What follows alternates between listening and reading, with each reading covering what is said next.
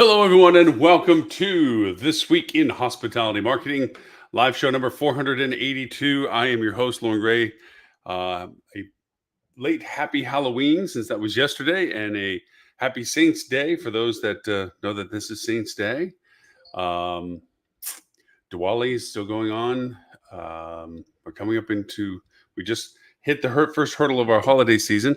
We're a few days away from a very substantial election here in the United States. For all of us listening globally to our 209 countries that we broadcast to, the U.S., as you may or may not be aware of, is in the middle of a very large presidential election, large election in general. We'll see how that goes, how next week's show will be about, and non-political and everything else, but still interesting times and certainly stressful times in some ways. Out of all of the things that have been going on, as we've discussed in real time for each week that something comes up that I discuss in real time related to client engagements and or what's happening in the industry and techniques, so forth, for hospitality marketing. Same too this week, in a unique perspective, kind of reflective to some of the things we've been talking about, and how do we deal with natural disasters and so forth, and how do we recover from the low demand and real pragmatic things associated with our industry. Also comes in a very critical component that I notice in several different ways perpetually. Now, this is not exclusive to hospitality marketing or hospitality in general. It is all industry wide, but I'm going to focus on how it affects our industry and specifically our discipline of marketing for hospitality, and that is communication. I'm not trying to tackle the world's problems and projects, but these are real world issues that happen in our diligence every day of being marketers for hospitality, that communication creates its own issues. You've heard me say many, many times that marketing is communicating. And that's very true for the purpose of what we're doing, what we do for, and that is the ability to bring audiences to the attention of what products we're trying to sell with our industry, our hotels, our restaurants, spas, and so forth. But the title of today's conversation is Communication, Protocols, Timelines, and their Financial Impact. We often talk about creating means and modalities for people to work better and more efficiently in. I've had a show just, let's see what show that was, the show 474 and also 473 in relationship to how professionals handle this overwhelming demand on their time or lack of time and their decision modeling process with this. And communication is no different in the sense of the prioritization that it creates and or the inefficiencies that it inspires. Um, for the lack of it, the misuse of it, the poor timing of it. And there's a real financial impact to this. One example that I've given in times past was related to the lag time associated with proper communication. When we were talking about, I think it was show 4, I'm looking at my list of shows right now. Looking at show 478,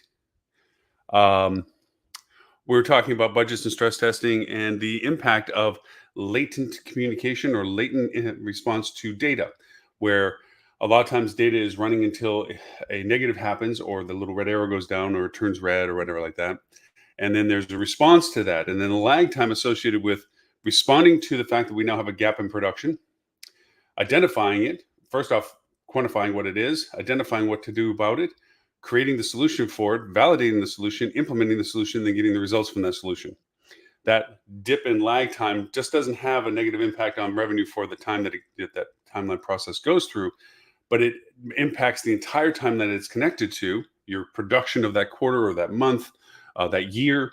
These constant dips and recoveries create financial downs, where if you were a little bit more predictive, a little bit more aware of what you should be looking for, early stages of trending and pace, then you would be able to make adjustments before the negative impact hits as it does and that latency is created. I want to break down the part of that that is critical, and that is the communication of that. Even if somebody is vigilant and watching and seeing what's happening with numbers and trends and paces, they have to go through a series of trial by fires in many ways to get that message to the people that will enact the changes. It is very rare, almost unheard of, that the person that is monitoring the data is also the person that would facilitate the modifications necessary and have the decision power to do so.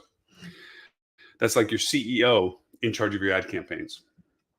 It's just not something that gets done. It's too much for them in the sense of what they're doing, let alone the granularity. That's why they have teams and staff. But when you create teams and staffs, you create layers of communication, chains, links and chains, metaphorically. And everything has to be a process of communication backwards and forwards. We can look to the military in many ways as to how they try to correct for the efficiencies or the lack of efficiencies associated with communication during wartime or military things and so forth. Communication is the key to success. Information and communication literally are the keys to success.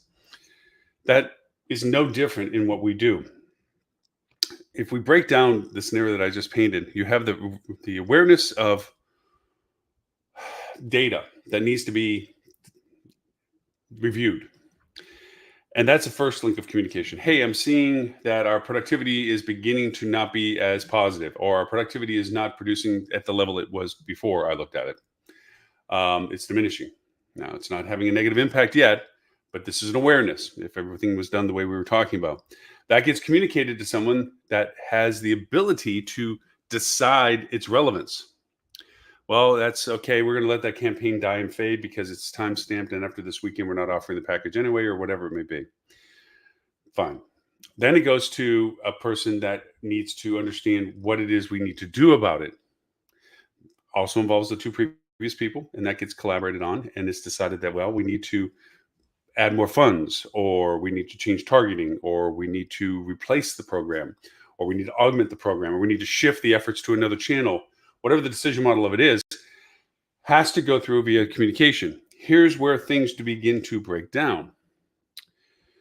Wonder if someone is a little slow in the communication. Say this happens on a Monday at 8 a.m. Awareness that there's something that should be reviewed. That email gets sent out on a Monday to another level of people, and a supervisor perhaps of that person. And it's in a pile of all the other emails. And that person has early morning meetings. And let's just say, as we keep making up what if stories, that they finally get to seeing the email somewhere towards the end of the day, optimistically, and they put it on their to-do list the next day. Okay.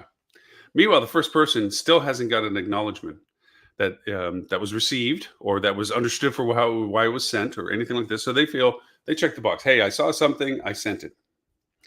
It's up to my boss or my supervisor who I sent to her to let me know, should I do anything about it? Should I find out more information about it? Should I be worried about it? I just noticed it. I think we should be worried about it. That's why I sent the email. So then say the next day, Tuesday, the supervisor looks at it and is concerned that there might be something to it. So then they go back to the person that sent it to him and ask maybe some more questions or clarifications or insights or anything like that. And then later that day, this is being aggressive in the timeline, they send forward their results of their inquiry to a person that is a decision person, a person that can decide to do something about it, that has the authority to spend monies or change how monies are being spent. And oftentimes that person, as you go up the chain of command, so to speak, the volume of work is exponential. And it gets tossed into a pile of things that are similar in priority. And let's say that that person gets to it maybe by Thursday, that they're evaluating the fact that they're looking at it and they see that it's warranted to spend more time. So they send it back down saying, yes, I think we should be doing something about it. What is your solution process this? Well, now that the go-ahead has been given to look at a solution process, that whole process recycles again. Let's say everyone's still moderately efficient to this conversation, that they keep the priority to it, they keep the response rate to it. It's a week later, the following Monday, that maybe a course of action has been laid out. Now, they realize that they have to do certain things that may require a third party, and they have to communicate with a third party. They have to create a new campaign or whatever the answer is that they need to do, but they now need other departments or other resources involved. So now you exacerbate this timeline that happened this first week into those organizations' timelines. It goes to the account supervisor of the vendor. The account supervisor evaluates it, prioritizes it to the other requests that they're running, and then organize it logistically into their resources of their vendor, of their team, as to giving it to a person that does that stuff in their department, okay, or in their vendor, in their agency. And then that gets prioritized to the other requests that are given to that person. Maybe it's not the top one, maybe it's hopefully in the top few of them. And then it's put into cycle of repair. Then once that's done, it gets represented back to the client. It goes back through the chain, maybe not as far back to the originator of discovering it, but to at least the first two links of the people that make the monetary decisions and the person that makes the logistics or the strategic decisions. And that gets decided that that's what they're going to do. And if it involves work outside of a single answer or a single solution, if there's a product that needs to be developed, content that needs to be developed, a strategy that needs to be added to it, a campaign that needs to be developed, or anything like this, you begin to see the tentacles of more things that have to be done for this. The example I'm painting is that by the time this all gets communicated correctly, and if the priority is maintained and the people are responsive in a real world scenario, it's days, if not weeks, before an actual response to something that was discovered that needed to be done was enacted for it to begin to have the turnaround effect that you created it for. You add into any of that string latencies of communication in the sense of, it's at the end of the day, I got the email. I am not opening that can of worms. I'll get to it tomorrow morning. Boom, there goes another 12 hours before anything is even initiated from where it was first brought up to.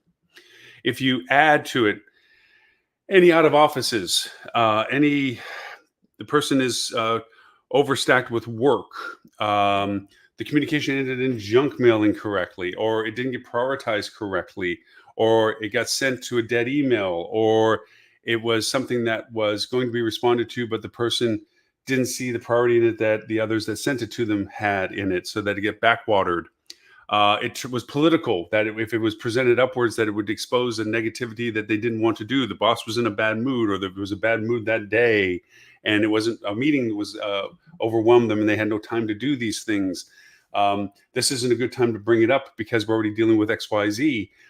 All of those things exacerbate that. So why are we talking about it in the sense of communication protocols, timelines, and their financial impact? Because all of that costs money. The money to go through the process, the money lost because the process is elongated, and the money that you should have been making had it not come to that point of this disparity of timeline. The timeline is created because of the communication. And there's a lot of good practices, the protocols that I'm kind of referring to, that should be enacted with everyone. Protocols is treating people the way you would like to be treated, at a level of respect, a level of prioritization that you would hope you would have by sending it to someone else. You don't look at emails and determine it because of their title or their lack of prioritization or their role in something, that you can bypass them, delay them, whatever. You'll find throughout all of people's growth in history of their employment status as they grow through their careers, they always remember that people that treated them well when there was no reason to treat them well. They were a junior grade such and such. They were an assistant of such and such, or they were just a line employee. Yet the general manager, yet the regional manager, yet the department head, whatever, always listened to them, always gave them time. Even if looking back, what you were saying, you realize that it was a waste of their time, they didn't treat it as such.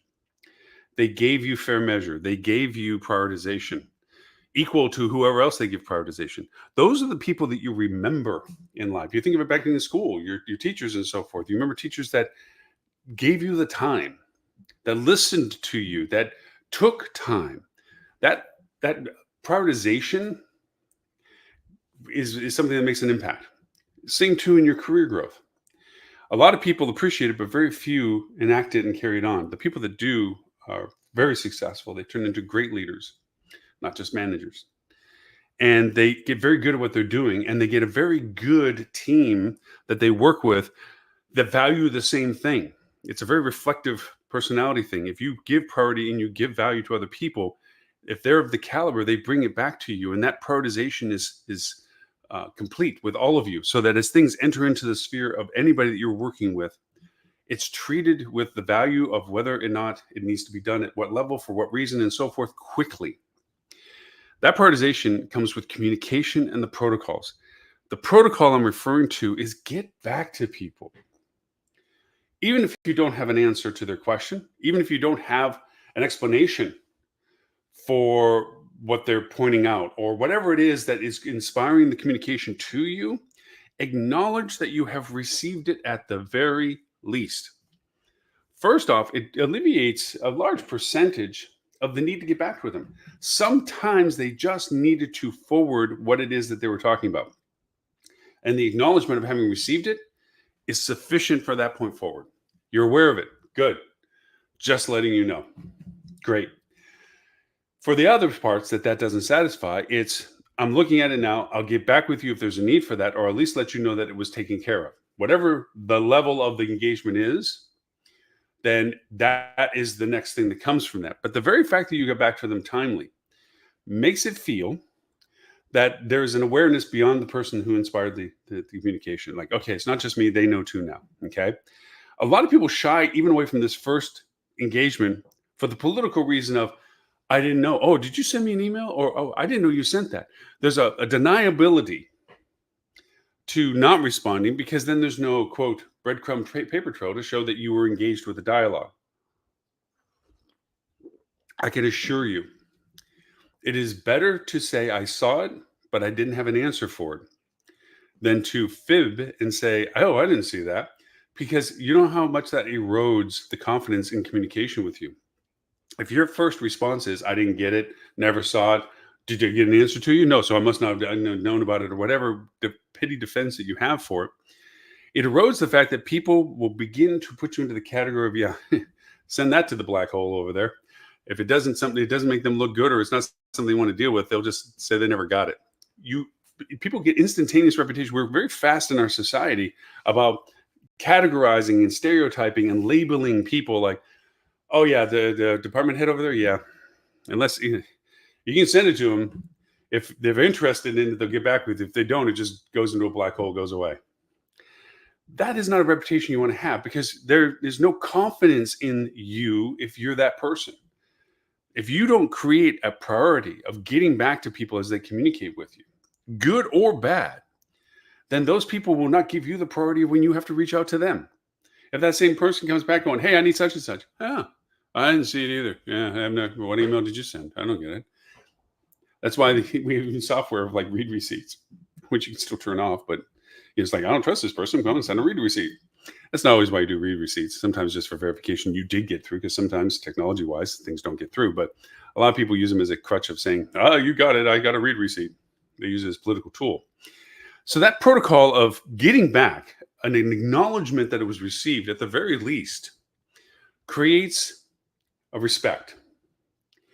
It also creates a shortened timeline, because it does mean that whatever was discovered that needs a scaled up attention or other people's attention is now enacted. The ball is rolling. There's more than just the initiator involved with the dialogue. That goes to the next step of this, is prioritization. And prioritization should never, ever be based on who sent it. I say that, and in the same breath, we'll say a client contact or CEO or president is going to get a much faster awareness response than a director of sales or a supervisor or even a line employee sending something.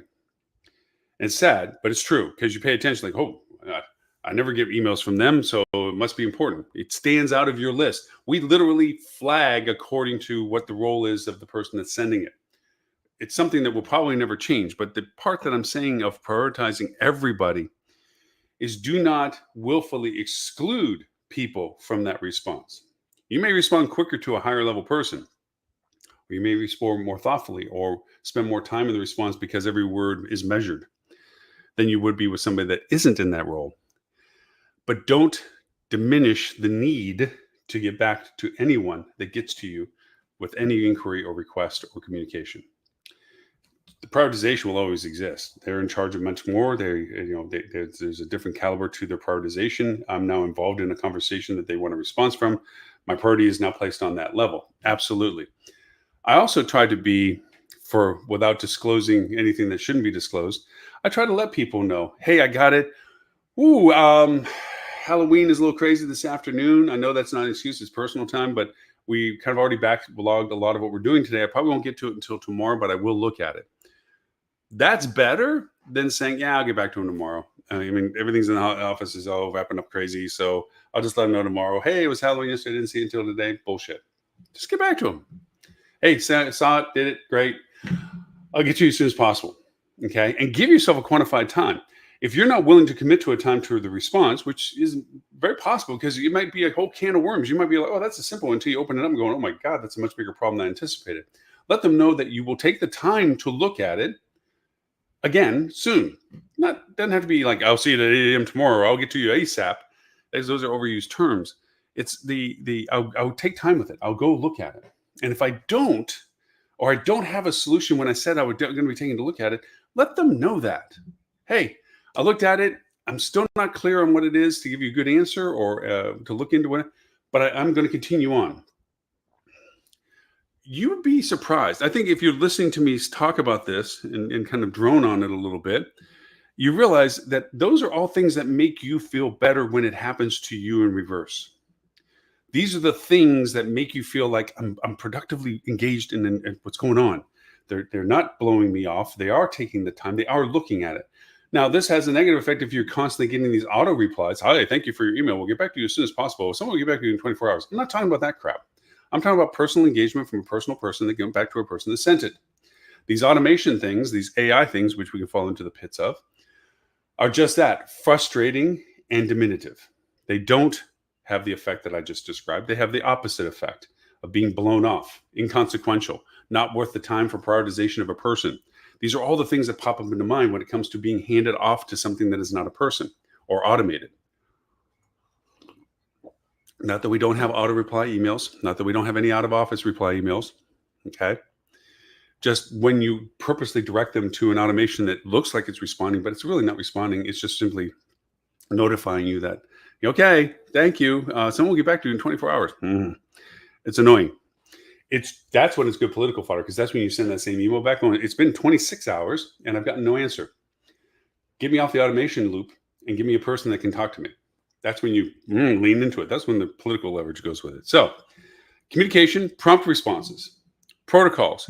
Do give those prompt responses and follow through with them, regardless of the prioritization that you assign that person that's communicating with you. Look at and define real timelines.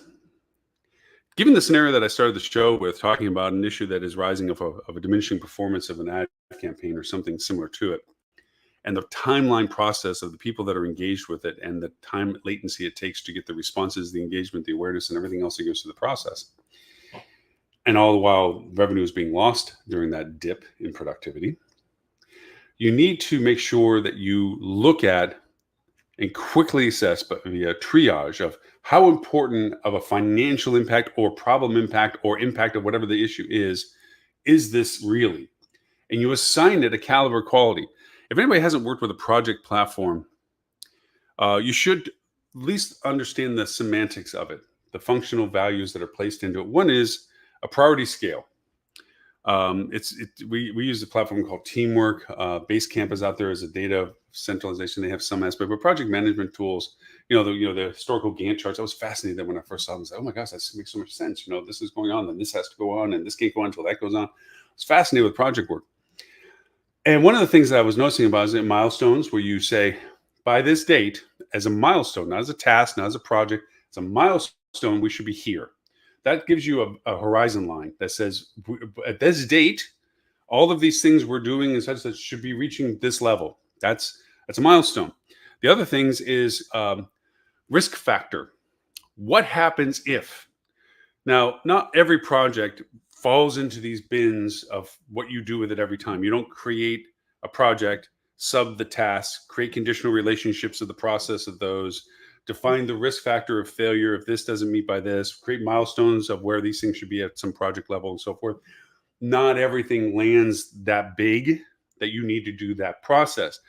But the mentality of looking at how a project should be tackled can be applied to everything, even if it's a short turnaround question, response, and or issue that's arising. You have to look at it from a triage level of what is it, and what's the worst or the biggest thing about it, and then create a descending order of things related to it. So this is the biggest issue. This is the thing that's going on. In the case of the ad campaign example I gave, our campaign A is slowly diminishing its positive revenue production for us. And we don't see why. Okay. Not something you throw into project work unless it's really a big, campaign, but what you do is put it into a triage. The first thing is to understand what the problem is. Is it a time? Break it down. Is it technical? Is it performance? Is it what is the quick triage of it? What do we think it is? Well, all we can really see is that it's not producing well. Great. So we need to spend more time with it.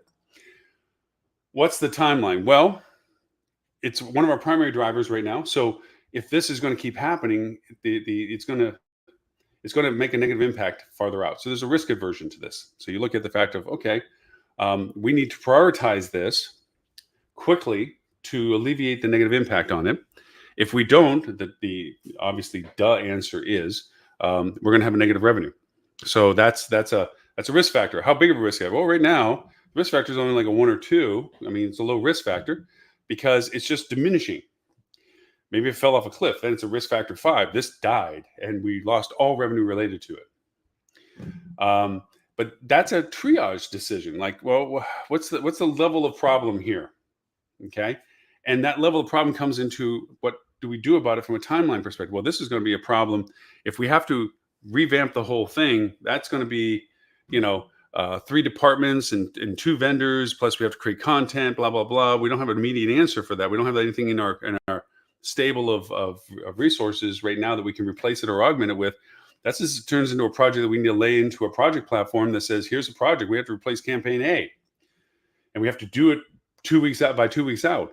Oof, now all of a sudden we have to figure out how to compress everything we need to do to be successful at that into the timeline we've given it, because we realize if we don't have it fixed, if the progressive declination of performance is on a 15% track every day, that meaning that you're losing 15% productivity each day, you can see how quickly that goes to 0. That's not an accurate math way of doing it, but it is definitely a impact driven. You can see how fast it goes. It's actually, half of a half of a half of a half. It never reaches the end because you always half what you have. There's a great razor about that. But anyway, so it's not like it'll totally be 0, maybe in a few days, but it will certainly be less than worth it in a few days. These kinds of timeline assessments now put a prioritization on your communication about the timeline that you need to create the solution for. And your big stick in this conversation is looking at what you think is going to happen with it and putting a dollar amount to it for its failure. That's the risk factor. Hey guys, if we don't get this corrected for back on track to its previous production level or replace it to something that had its previous production level, we stand to lose X dollars by this date because we took too long or just let it happen. That gives a prioritization to the communication that now makes it where when you're communicating with people that are involved in the solution process or potential solution process, you're letting them know that out of this question and query of, hey guys, we have to do this. By the way, this is going to affect us this way. These are the other people. We do it in our own political ways. Who's on the email string? Like, is it a whole audience of a stadium full of people that you're making your announcement on of what you're doing? Or is it just one person you're sending a message to or what have you? You notice that as things go on, more and more people get added to it. 1, to show the prioritization. 2, to actually engage them potentially and adding their leverage or influence on the prioritization of getting it done and getting the department engaged to make sure the facilitation is done. These are all things that we do when it comes to communication. We amplify the audiences when we need to amplify the issue. We need to diminish the audiences when we want to go over and create more concrete, specific solutions without an audience of people. Might I just say, as a pet peeve of mine that I throw in there every once in a while when it comes to this, if you ever hijack an email string from a previous topic to change the project of that topic simply because of the convenience of the people that were listed on the email, don't. Create a new email, add the email people on that you want. Don't all of a sudden an email gets sent out with certain people on it, it evolves into another topic, and then the same email, dead subject line because it's no longer applicable, keeps on it, and now you have a string of 60, 70, 80 correspondences going on through this whole thing that every time somebody has to go back and understand what the email string is about, they have to read a history book to understand where we're at and why we're at it and what we're even talking about, because the subject gives no lead to it. The audience has long since been mixed up and moduled, and some people don't even need to be there from the new topic to the old topic, from the old topic that they were first attached to. And the topic has changed so much that you don't even know where it's going from and who's doing what. It's like an old Abbott and Costello, who's on first analogy. That's breakdowns of communication. That's laziness. And it's also challenging that you would hijack somebody else's subject email and insert your prioritization of a project simply because it had the attention of the people who are on that email. These types of communications are destructive. These types of communications are diminutive. These kind of communications create longer timelines that have greater impact on finances. It's these things that happen that create the stalemate of enacting solutions, even though they may have been forecasted well. They were seen on time. They were sent up the chain of communication to do something about, but then they died a death of confusion, clutter, lack of prioritization, lack of communication. So when I speak about communication, protocols, timelines, and their financial impact, this is what I'm talking about. The inefficiencies of prioritization, of getting back to people in a simple, kind way of response to acknowledge their engagement. Prioritization based on the triage that you do from the content, the identification of the timelines associated with what they're doing based on the prioritization of what needs to get done, the enactment of communication that facilitates the people and that they understand the priority because you give it a process, an arc of the impact value of it. These are all things that come into play. Some of the things you can do that are helpful about projects that are, because every problem has actually two problems. We've said this on the show a few times now. There's always, for every problem that you have, there's actually two problems. One, the problem that is present. And the second is the potential recurrence of that problem. And a great solution, or a good solution even, is solving both of those. You not only solve the current problem, but you've now given a solution capable of solving the problem should it recur again. Those are the ones that are good solutions. Sometimes some problems get solved short-term just for the immediacy, but the long-term problem is still present. It has a chance of recurring again because what we fix won't fix it again. That's where sometimes things of communication come in that are helpful, where it's just not the people that are engaged, the department head sending an email to another department head or the CEO sending it down to a regional or whatever. A lot of times it could be a lot of the common people. Now, I've told this story a million times, but I'll tell it again. As a general manager of a hotel that was in Florida, this goes back to the years when the West Wing was on TV, and it was called Walking Dialogue. They perfected it on TV, showing it where people were walking down hallways with, and the cameras were watching them as people would engage and disengage from communications that were ongoing and active all the way through the process. That was a life at a hotel. Back in the hall, we could be walking down, and I might have my banquet manager, my front desk manager, whatever around me, and we're talking about the day's issues and so forth. And everybody was able to come up in the conversations we're walking and figuring and so forth. And same kind of thing. They would have whatever it is that they had to talk about. It was an active meeting conversation. And we had such a dynamic team, a great team, that, the bellman would come up and he had an issue, which is why he was trying to cross paths with myself or one of the department heads that were with me. And hear that the banquet manager was discussing an issue and so forth. And he would pipe up and say something. And none of us were like, hey, you're the doorman. Why, we're talking about banquets right now. Wait your turn. Kind of thing. It was like, no, wait. And we listened to it. It was a great answer. It was like, this is great. Perfect. Problem solved. This is that. And said, hey, while you're here, what was it that you needed? And we collaboratively fixed everything. That example I'd like to bring into this communication discussion. A lot of times, by keeping it only between 1, 2, 3, 4, 5 people, all with multiple priorities, multiple issues, too much work on their hands, not enough time to do it, and so forth and so on, that if you expand the engagement of people that have the knowledge and the skill set to understand what it is that's being discussed or the problems that are there, you find alternate solutions.